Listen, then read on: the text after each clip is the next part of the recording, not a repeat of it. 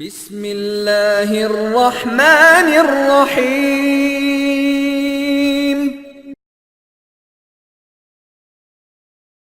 আজকে আমরা আহলে হাদিস আন্দোলনের মানে বাংলাদেশ আহলে হাদিস আন্দোলন এবং বা আহলে হাদিস যুব সংঘ যে নিরবিচ্ছিন্নভাবে আল্লাহ সুবহানাহু তাআলাকে খুশি করার জন্য সারা বাংলাদেশ ব্যাপী শিরক বিদআত মূলক পাঠন এবং তাওহীদ ও সুন্নাহ প্রতিষ্ঠার লক্ষ্যে যে বাংলাদেশের মাটিতে কাজ করে যাচ্ছে, আমরা বিভিন্নজন বিভিন্নভাবে সেটাকে সাপোর্ট করব।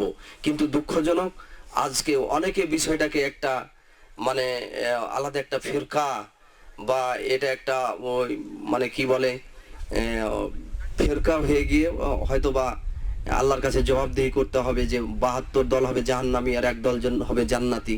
তো হয়তো আমরা ৭২ দলের এক দলে নাকি পড়ে গেছি, এরকম অনেকে আশঙ্কা করতেছেন আর দোষারোপ করতেছেন যে আহলে হাদিসরা তো এক দলে নাই, তাহলে কোনটা দল করব? ওখানে এক দল, ওরা এক দল, ওরা এক দল। এখন আমার কথা হলো, আহলে হাদিসরা সবাই যদি আমরা একটা দলে থাকতাম, একটা কাফিলাতে থাকতাম, নিঃসন্দেহে আমাদের জন্য দাওয়াতি কাজ করা খুব সুন্দর হতো, ভালো হতো, এতে বলার কোনো অবকাশ নেই। কিন্তু কথা হলো, জমিয়তে আহলে হাদিস থেকে আহলে হাদিস আন্দোলন হলো, কেন ভাঙলো, কিভাবে দুটা হয়ে গেল, এটার জন্য কি আল্লাহর কাছে আমরা জবাবদিহি করব? এটার জন্য তো আমাদেরকে জবাবদিহি করা লাগবে না। এটার জন্য যারা দায়ী তারা বুঝবে, কেন হলো, কিভাবে হলো, ওনারা বুঝবেন।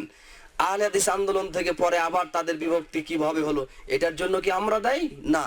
কথা হলো, যেটুক আমাদের জন্য সম্ভব সেটুককেই আমরা গ্রহণ করব, আর অসম্ভবকে সম্ভব করতে পারি না, তাই সম্ভবকে হাতছাড়া করবো, এটা তো হতে পারে না। এখন কথা হলো, ফেরকার জীবন থেকে বেঁচে থাকতে বলা হয়েছে, আর একতাবদ্ধের জীবনকে আমাদের গ্রহণ করতে বলা হয়েছে। আমাদের জন্য যেটুক সম্ভব হবে একতাবদ্ধ থাকা সেটুক গ্রহণ করব। আজকে আমরা এই চাঁপাইনবাবগঞ্জের দিনী ভাইয়েরা একটা চেন অফ কমান্ড মেনে একতাবদ্ধ থাকার সুযোগ পেয়েছি, এই সুযোগটা কেন হাতছাড়া করব? আগে কিভাবে বিভক্তি হলো ওটার জন্য তো আমাকে জবাবদিহি করা লাগবে না, তারপরে কিভাবে হলো ওটা তো করা লাগবে না, কিন্তু আমাকে জবাবদিহি করা লাগবে এটা নিয়ে যে তোমাদের সই আকীদার ভাইগুলোর এক জায়গাতে হয়ে দাওয়াতি কাজ করার একটা সুযোগ ছিল, তো এটা কেন তোমরা গ্রহণ করনি? এখান থেকে কেন তোমরা বিভক্ত হয়েছিলে? এখানে কেন দূরাদূরি হয়েছিলে? এটার ব্যাপারে আমাদেরকে জিজ্ঞাসা করা লাগবে। কাজে অন্তত আমরা নিজেদেরকে বাঁচাবো। আসুন আমরা সবাই একতাবদ্ধ হয়ে কোরআন সহিহ হাদিসের এই কাফেলাকে সামনের দিকে অগ্রসর করি। আল্লাহ সুবহানাহু ওয়া তাআলা যেন আমাদের সবাইকে এইভাবে কাজ করার, একতাবদ্ধ হয়ে কাজ করার, জামাতবদ্ধ হয়ে কাজ করার, প্রত্যেককে নিজ নিজ দায়িত্বের ব্যাপারে সচেতন হওয়ার যেন আল্লাহ সুবহানাহু ওয়া তাআলা আমাদেরকে তৌফিক দান করেন। আমি আপনাদের সকলের সুস্বাস্থ্য দীর্ঘায়ু আল্লাহ সুবহানাহু ওয়া তাআলার কাছে কামনা করছি। আর আজকে আমাদের প্রোগ্রামকে আপনারা সবাই উপস্থিত হয়ে অনেক কষ্ট করে হলেও, অনেক কাজ বিসর্জন দিয়েও উপস্থিত হয়ে আমাদের কাজকে সার্থক করেছেন, এই জন্য আল্লাহ সুবহানাহু ওয়া তাআলার কাছে দোয়া করছি, আল্লাহ যেন আপনাদেরকে যা যায় খায়ের দান করেন। আল্লাহুম্মা